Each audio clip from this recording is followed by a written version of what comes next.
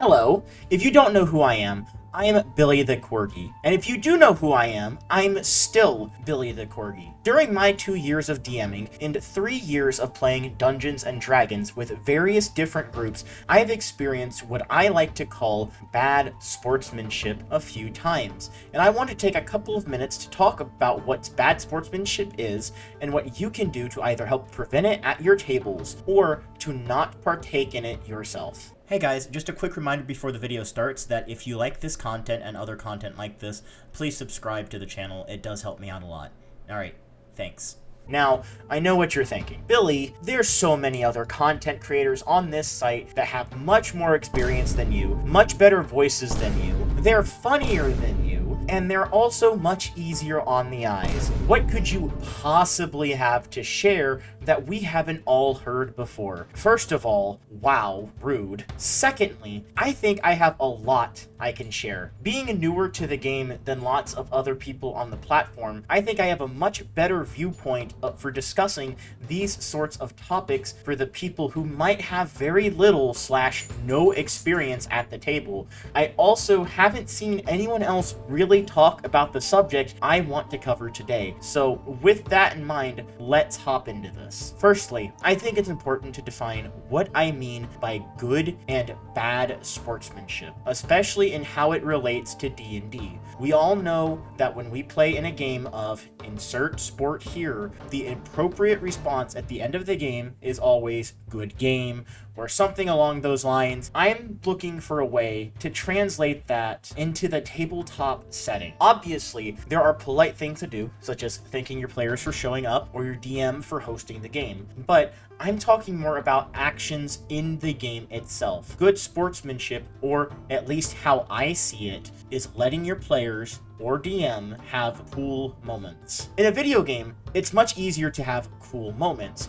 Oftentimes, you don't need to worry about anyone else with you, and especially these days, games are designed around you achieving these awesome set pieces during your romp through the story / campaign of the game you're playing. In D&D, while the DM can set up, badass or cool character moments, these are never guaranteed to come to fruition, and even if they do, while they are an excellent example of good sportsmanship, that's not the thing I want to focus on in this video. That sort of thing is kind of a given. To help facilitate what I'm trying to get across here, I think it's best if I give some examples of good and bad sportsmanship from both sides of the DM screen. So, to start this first example off, I want to share a story about the time I got to be a player at the table alongside 2 friends and the DM. Having recently split the party, we were going into this dungeon with 2 people and a parrot. Long story. Knowing we were at a significant disadvantage, we decided it was best to take a stealthier approach, and for a time, it worked out. Of course, being online, it's difficult to gauge when the DM would be upset. We have no webcams and we're using voice chat alone. I have no doubt he did not expect us to go about this in the way that we did, and most likely had plans for us to get into fights. As we continue on, we come to a point where our rolls eventually fail us, and we run into a couple of grunts on patrol. Thinking quickly, my character casts silence, preventing these 2 from screaming for help and allowing us to quickly dispatch them. I have no doubt this, on some level, frustrated our DM as it shot his plans, but us, the players, were all having fun managing to Metal Gear Solid our way through the dungeon, and this is where the bad sportsmanship comes in. Our group realizes there might be more patrols coming soon, so we think we need to move these bodies. But before doing so, I ask the DM to see if I can listen down the hallways, and he says, "You hear voices,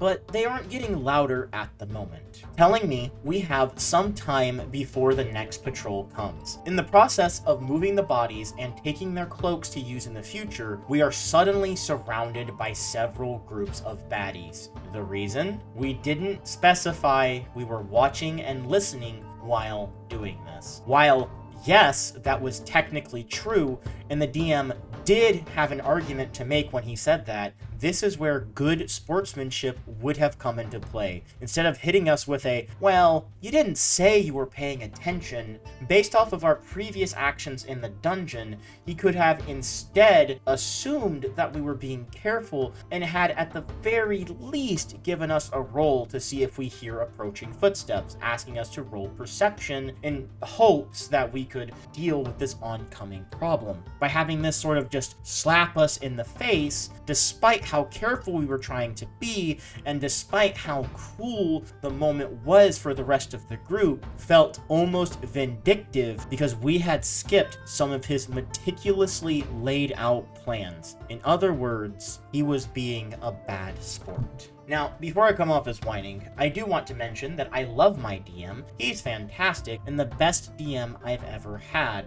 This was most likely just a mistake or a bad play on his part. It happens to all of us. At the end of the day, we are all human, and I don't let this one misstep ruin my enjoyment of his game overall. I know I've certainly had times where I was also a bad sport in the DM seat because the players didn't go down the path I wanted them to, or because they made my boss fight a total joke. It happens. My point here is to go over a time that is fairly fresh in my mind and how this interaction could have been improved with good sportsmanship. To give an example of bad sportsmanship in the player's seat, and something that will absolutely suck the fun out of the game for your DM that isn't just going off the beaten path he has laid out for you, because, well, this is D&D and that's just going to happen and you just need to accept that. This scenario is, in my opinion, a much closer interpretation of being a bad sport. So imagine this. After months of traveling around the world, saving towns, slaying evil minions, and foiling dastardly plans, your group finally comes face to face with the man behind it all, the one responsible for killing the rogue's parents, for burning down the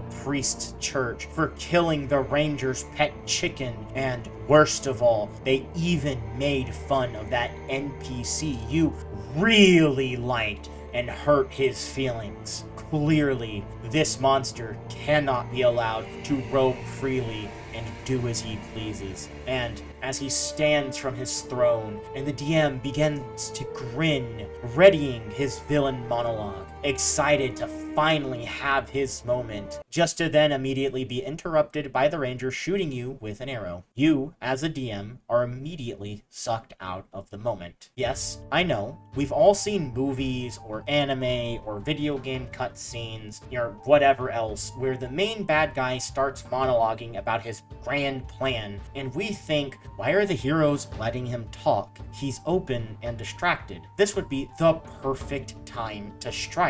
And yes, you are correct. However, you're going to look me in my black hole of an eye and tell me you don't enjoy the campiness of a good villain monologue? But more than that, this is the DM's final moments with their villain they spent the entire campaign building up. Throughout the campaign, they've let you have hero moment after hero moment. I know it makes sense for your character to strike the villain while he's going on about how meticulously he laid out all his traps and you've fallen right into his hands, or the "we're not so different, you and I" speech, or something along those lines. But I'd say, as a player, let the DM have it. Let them be the villain just as they let you be the hero. It might not make a ton of sense, but we're here to have fun. And really leaning into the cliche parts of being a villain is fun,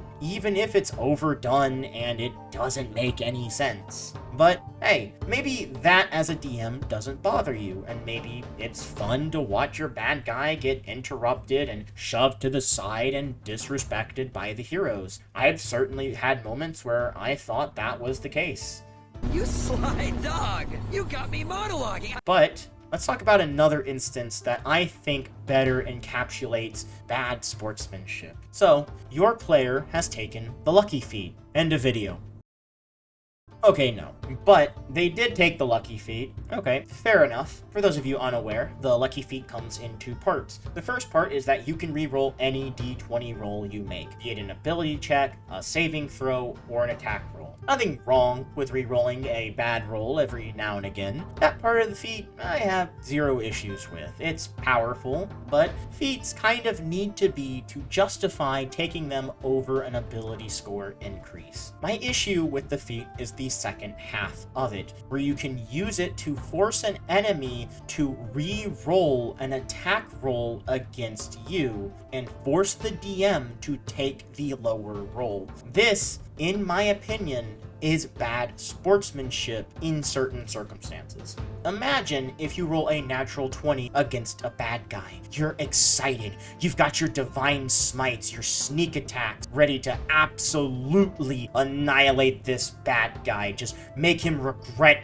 being born. Just to then have the wind taken out of your sails as you're told, re-roll that. Now you get a 2 and miss the attack. Since players have access to such a powerful feat, this scenario can pop up surprisingly often, and it sucks as a DM when it does. And my point here isn't to hark on the lucky feat. I'm sure you're all familiar with why it's really strong. In fact, I can see the scenario being fine if a monster getting a natural 20 would lead to a player dying or a death spiral for the group. My issue comes when it's used every time when the DM gets a natural 20, and you just can't allow that. It takes the fun out of being a DM.